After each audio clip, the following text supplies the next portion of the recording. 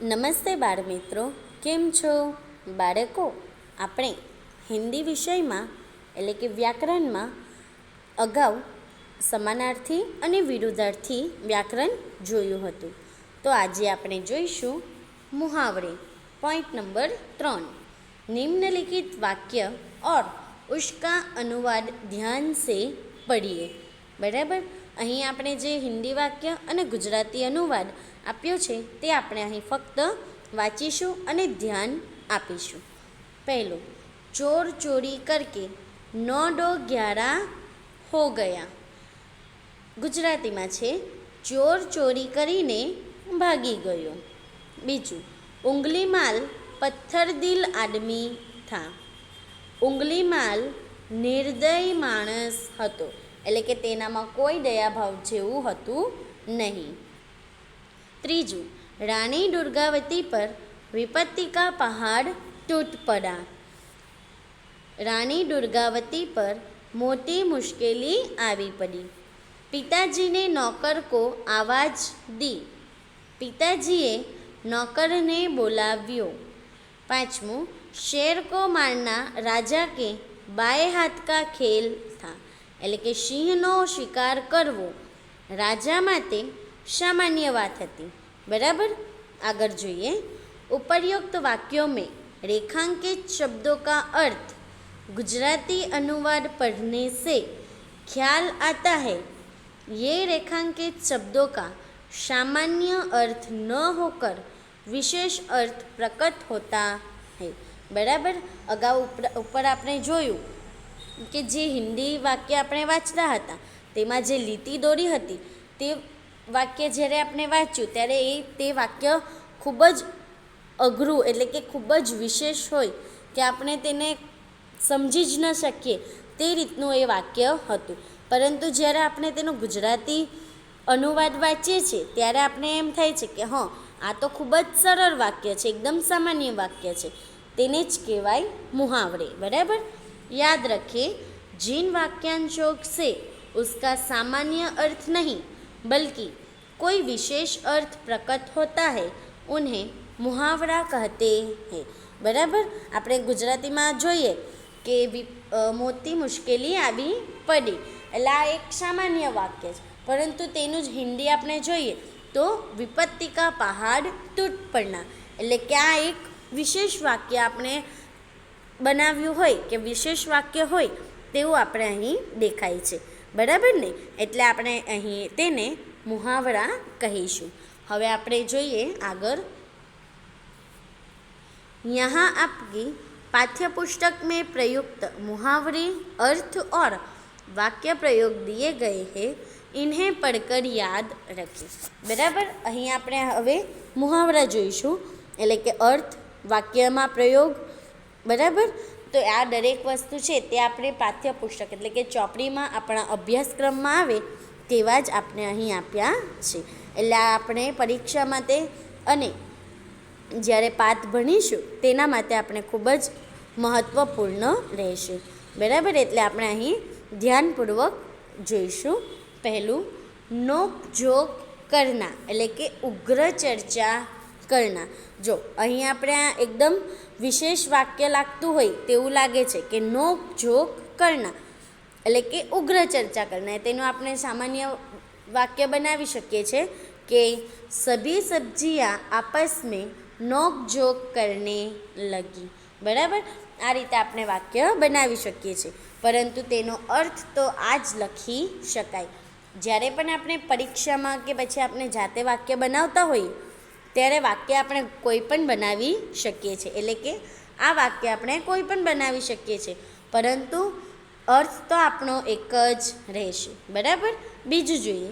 मुँह में पानी आना એટલે કે खाने की इच्छा होना. वाक्य, आम देख कर मेरे मुँह में पानी आया. बराबर.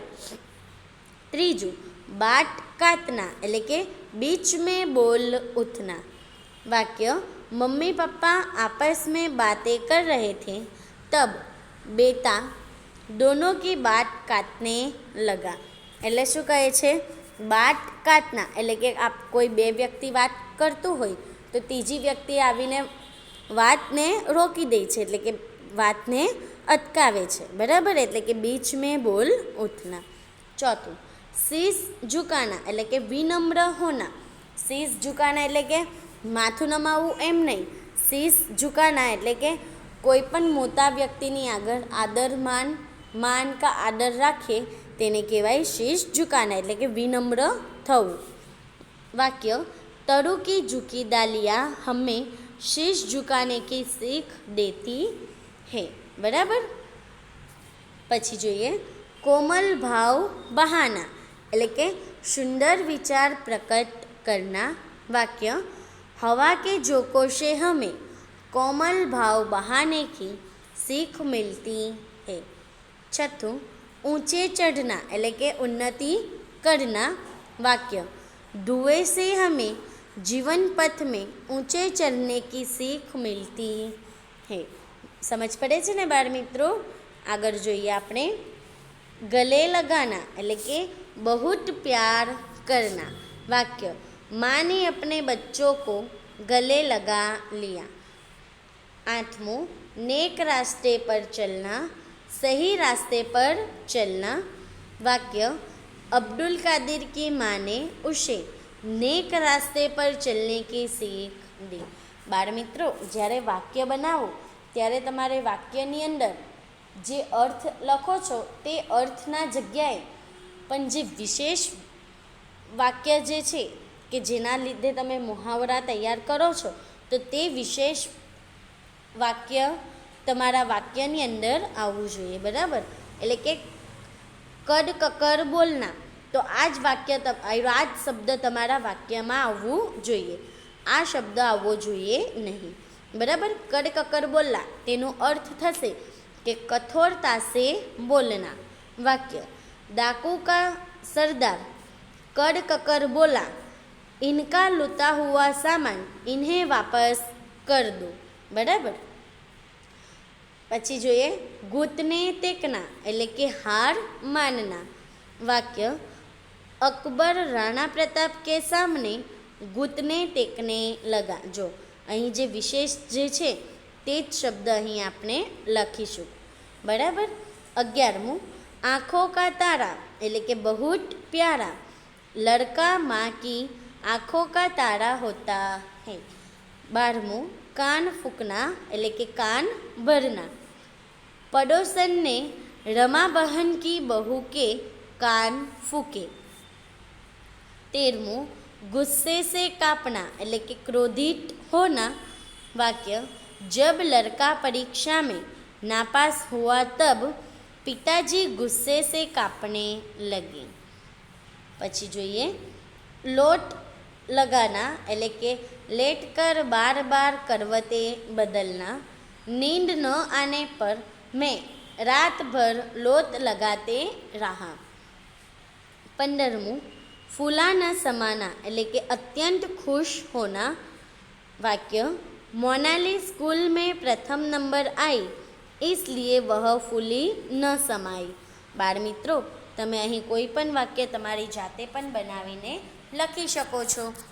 16મું, अभिवादन करना, सत्कार करना.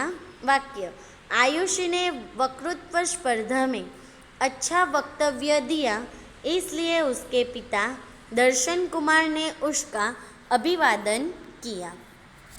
समझ पड़ी ने बाळ મિત્રો? તો હવે આપણે સ્વાધ્યાય જોઈશું. તો સ્વાધ્યાયમાં પણ જે વાક્યમાં પ્રયોગ કરવાનો છે એટલે કે મુહાવરા છે તે પણ આપણે જવાબ આજે હમણાં જોઈ ગયા તેમાંથી જ લખવાના રહેશે, બરાબર.